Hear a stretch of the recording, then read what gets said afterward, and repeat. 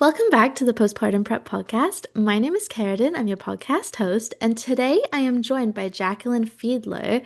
Jaclyn is a baby wearing consultant, and she is here today to answer a few questions for us about baby wearing. Jaclyn, could you give us just a brief introduction to you and what you do? Yeah, I am a mom to two little ones, and I help families learn how to use their baby carriers and hold their babies and experience the joy and benefits of baby wearing.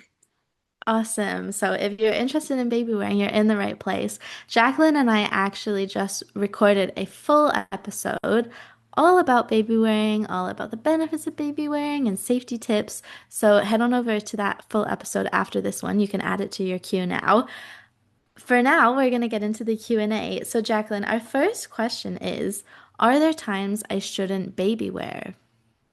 Yeah, so there are definitely more times than not that you can baby wear. Okay. But I think one of the quickest ways of ensuring that you're baby wearing safely and at the right time for your child and you is I would never suggest or recommend that you baby wear at a time that you wouldn't hold your baby in your arms in the same situation. So you wouldn't Mm, get in a car and hold your baby in your arms. You would put them in the car seat. You wouldn't wear a baby carrier in the car, motorcycle, nothing like that. But it is sometimes really worth thinking, even bicycle riding.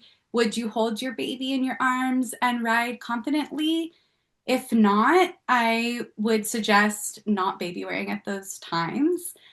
Some more of the clinical things we want to look out for is first of all, is baby was baby born and experience a healthy delivery or a healthy birth that is no question with any medical concern, then you can start baby wearing from day one. If there are medical reasons or complications that might get you to question whether or not, I would suggest asking your doctor, your pediatrician, for approval. Sometimes people need different amounts of times, cesarean section, moms versus a different style of birth. They're what I mean by that is like where they're giving birth, not style.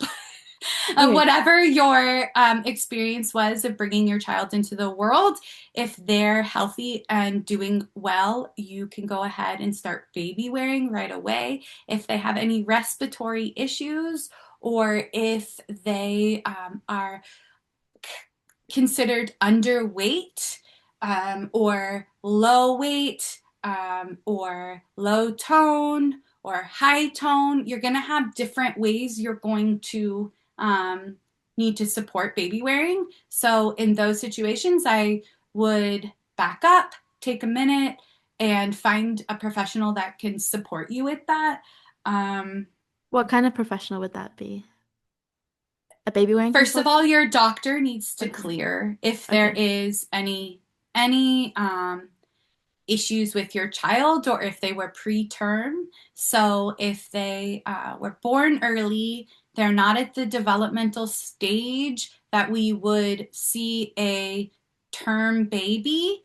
We want to navigate baby wearing with like support. So you Mm, can do it. There are ways to wear your babies, your preemies, but mhm, a lot of people don't really know how, and you don't put them in the same style carrier as mm, you would a child who is 7 or 8 pounds.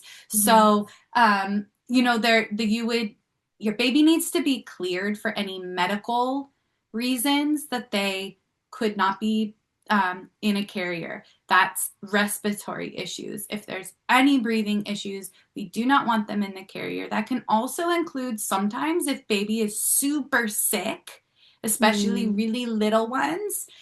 If they're mm, very mucusy and having trouble getting deep breath in and you're Mm. noticing that, while the closeness is very healing, it is important that like their airway is being supported the whole time. So you're monitoring constantly. So I often say that's most likely not the time to baby wear. And Mhm. yeah, so if there's any medical complication or even question going on, just hold off, get it cleared by the pediatrician. If they say you're good to go, then you can find support from a baby wearing consultant who can help you get fitted with your child. Mhm. So it doesn't matter if your child has um, uh, boots, like for clubfoot babies, or if there is hip issues. A lot of these can be supported with help from a baby wearing consultant once cleared by the doctor. Amazing. That's good to know. Yeah. Yeah. Thank you for that. I'm going to move into our next question. What types of fabrics should I look for when choosing a newborn carrier? That is a great question because it is so personal. I mean, some people get really behind, um, everything that touches their baby's skin needs to Mm, be a certain type of organic. fabric, Yeah. organic, or whatever whatever they want that to be. Some people Yeah. that's really important to them, and some that's not what is the most important. But I do Mhm. recommend that we take time to understand that your baby carrier is a layer that is ingested into your child Okay. because they are going to be chewing on the strap, and they're Mm. not like swallowing pieces and all of that. But if we think that the baby carrier is um, the swing or the car seat that we're putting them in, and like they don't interact with it, that's not really how it goes. Your child will chew on the carrier most likely.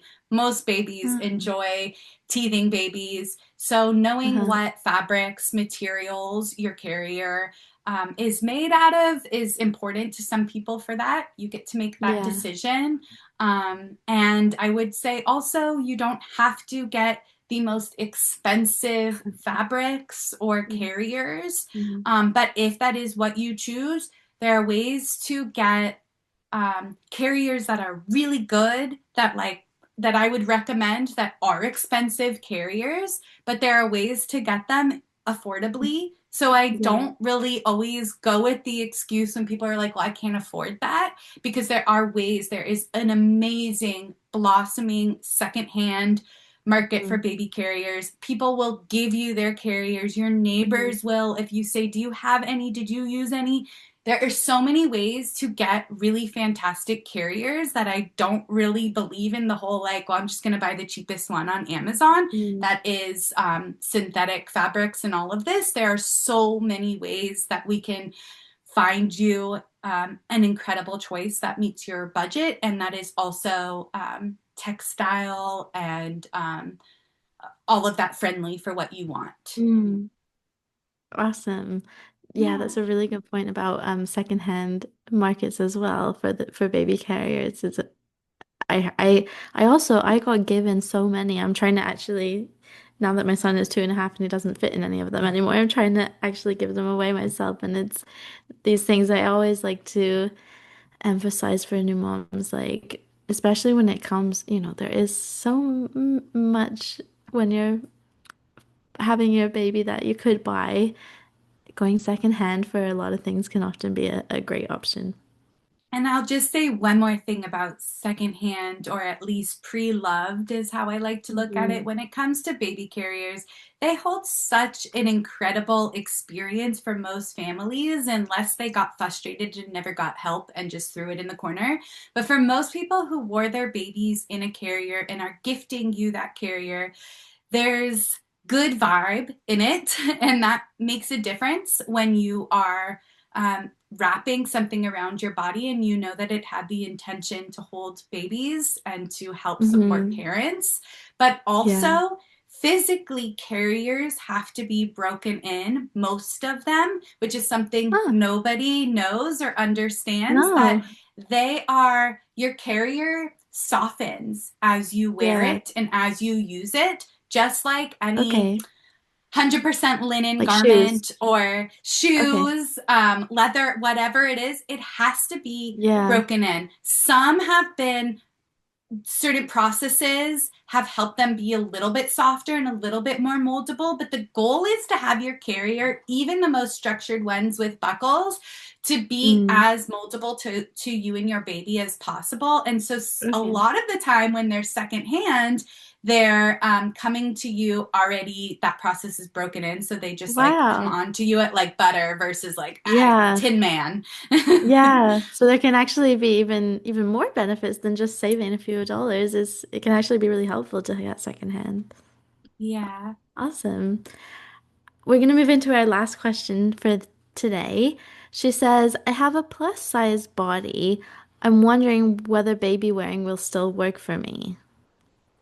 Okay. So I would just say one of the things that is so special about baby wearing is how it connects us to our ancestors.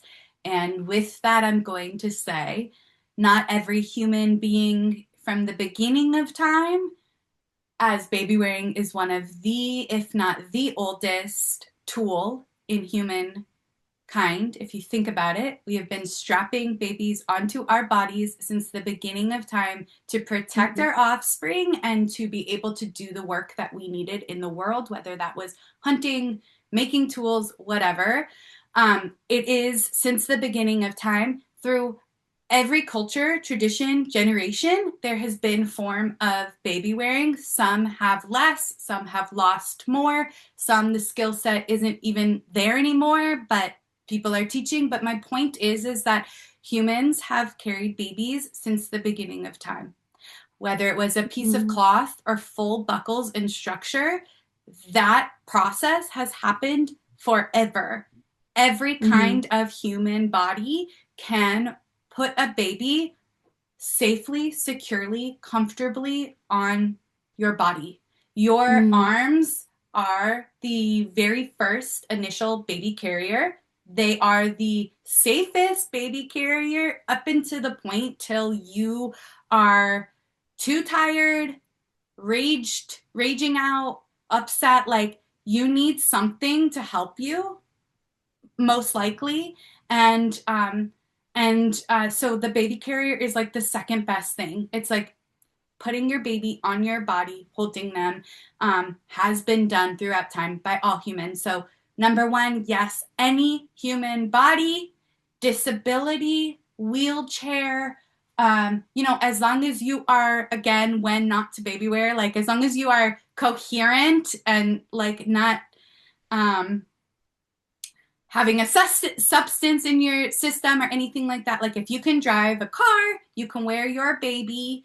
And if you have a human body, you can wear your baby. Some brands are more inclusive and are making um, space for every human being body to wear their carrier. So you have some brands who are accommodating for extra, extra small up until 2X or 3X, or I don't know. There's often you see a waist around 46 inches, but we are having brands now coming closer to having webbing that we can cinch down to like 56 inches, I think is one of the bigger ones, maybe 60. And so there's Okay. a lot of room there. Big husky dads can use baby carriers. It's just some of Yeah. them are going to fit a petite body better than a plus size body. And even within the petite bodies, they fit differently. So if you get the Mm. chance to try your friends before you buy your own, that's a really nice way. Find some Mhm. people who you like. Ask a mom at a park, can I try that on? Or how do you feel with it if they have the similar body type? But just because it says it can work for every body, there's differences in that, but absolutely you can wear your body. I mean, you can wear your baby. Please do, and Mhm. enjoy the body that is holding the most precious thing in the world. Mhm. Oh, I think that's a really nice. a nice sentiment. And I just loved what you said about connecting us back to, our ancestors. Because when I had my baby, like I got really obsessed with Googling to like learn about what life was like in like prehistoric Mm. times, especially when it came to moms and babies. And I think there is something like I don't know if it's psychological or just I was just thinking about it a lot about how the way that I was caring for my baby, and I think it's not just that we have been baby wearing for this long, it's also our babies have evolved, I guess, to be Our baby babies wearing. are Yeah. born to cling. And Mm, it is so fascinating when you see how human baby, like they cling in the posture that they're intended to be held in. yeah. So yeah, it's pretty phenomenal. Oh, it's amazing. Yeah. To learn more about the benefits Exactly. of baby wearing, you should definitely go back and listen to our last episode because we talked all about it and we talked all about, how it supports both mom and baby. Thank you so much, Jaclyn. I actually have one more surprise question for you. I Ooh. wanted to ask you, I usually, for anyone who's listened to this podcast before, they'll know I usually would ask this in the main episode.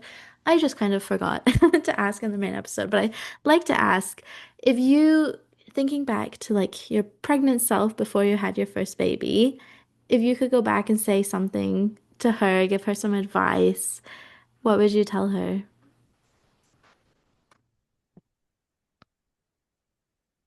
Such a big question. And I take it seriously because I had a really rocky start to motherhood Mm, um, for a lot of reasons. And I think I would really, if I really could speak to right before having my first baby, I would say it is not going to be or look the way you think it is going to look or be. mm, But that doesn't make it